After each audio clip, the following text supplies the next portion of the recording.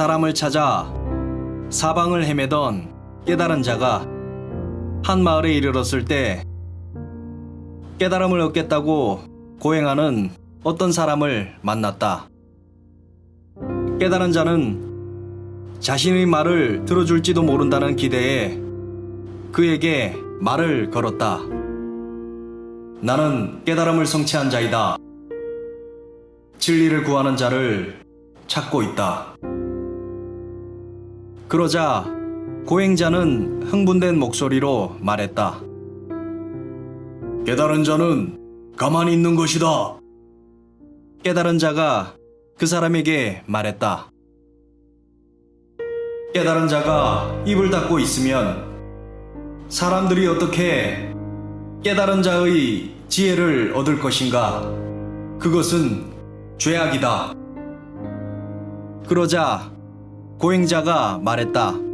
당신이 정말 깨달았는지 안 깨달았는지 시험을 한번 해보겠소? 좋다. 얼마든지 시험을 해보아라. 깨달은 자가 당당하게 말하자 고행자가 질문했다. 무궁화 나무를 왜 무궁화 나무라고 부르는지 말해보라. 깨달은 자가 말했다.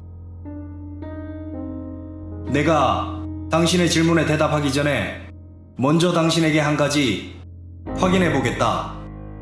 당신은 사람들이 소나무를 왜 소나무라고 부르는지 아느냐? 깨달은 자의 말에 고행자는 참을 수 없다는 듯이 큰 소리로 대답했다.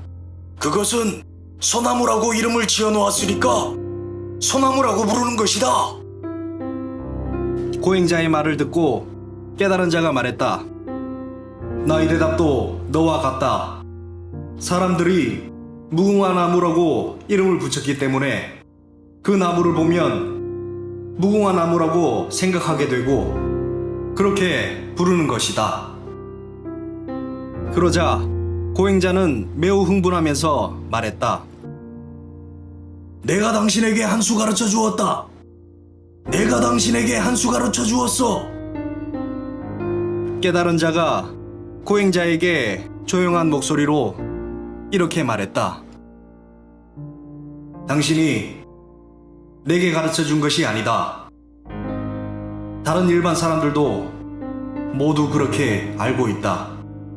그러니까 당신은 나에게 매우 어리석은 질문을 한 것이다.